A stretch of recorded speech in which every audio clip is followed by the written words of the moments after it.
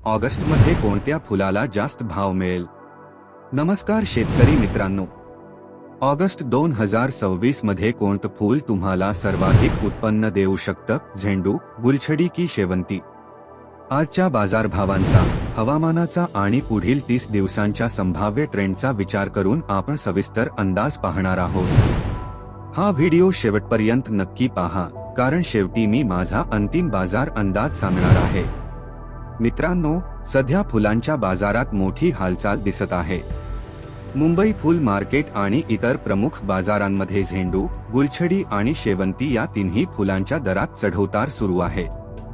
आजचे साधारण दर पाहिले तर झेंडू लाल आणि पिवळा 20 ते 60 रुपये किलो, गुलछडी 80 ते 120 रुपये किलो, भाग्यश्री व्हाईट शेवंती 50 ते 100 रुपये किलो आणि ऐश्वर्या येलो शेवंती 100 ते 170 रुपये किलो पर्यंत व्यवहार होताना दिसत आहे। आता सर्वात आधी पाहूया झेंडू। ऑगस्ट महिना म्हणजे श्रावण, नागपंचमी, मंदिर सजावट, यात्रा आणि विविध धार्मिक कार्यक्रमांचा काळ। त्यामुळे झेंडूची मागणी अचानक वाढण्याची शक्यता असते।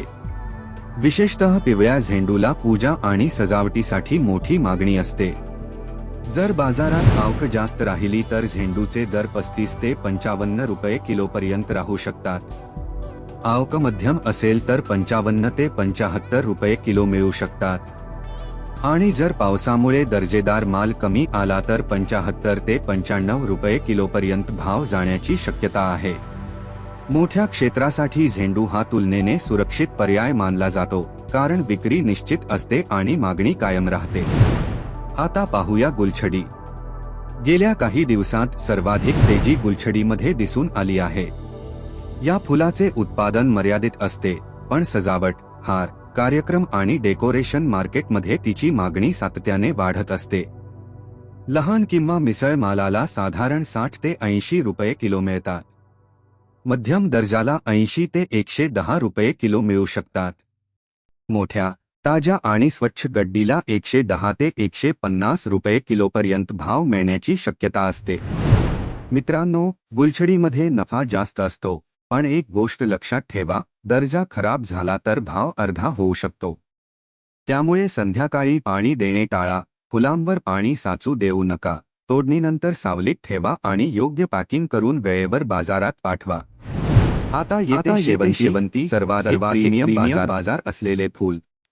भाग्यश्री व्हाईट शेवंतीला धार्मिक वापर, हार आणि गजरा बाजारात चांगली मागणी असते।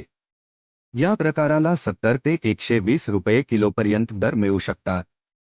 ऐश्वर्या येलो शेवंती डेकोरेशन आणि प्रीमियम बाजारासाठी वापरली जाते। त्यामुळे 120 ते 180 रुपये किलोपर्यंत भाव मिळण्याची शक्यता आहे। जर पावसामुळे दर्जेदार फुले कमी उपलब्ध झाली तर पिवळ्या शेवंतीमध्ये सर्वाधिक तेजी दिसू शकते। आता एक अत्यंत महत्त्वाचा मुद्दा, हवामान।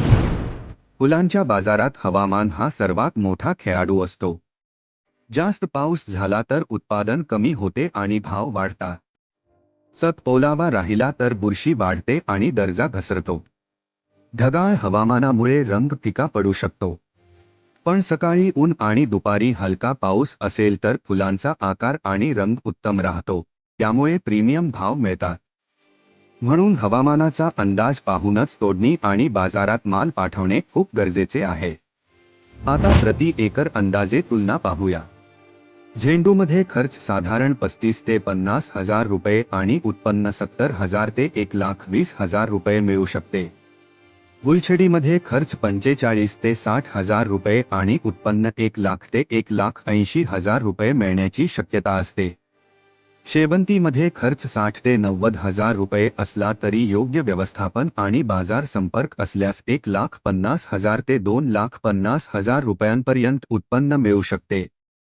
जर आपण नफ्याच्या दृष्टीने पाहिले तर झेंडूमध्ये धोका कमी आहे, गुलछडीमध्ये जलद आणि चांगला नफा मिळू शकतो, तर शेवंतीमध्ये योग्य दर्जा आणि बाजारपेठ असल्यास सर्वाधिक कमाईची क्षमता आहे। आता माझा अंतिम अंदाज सांगतो।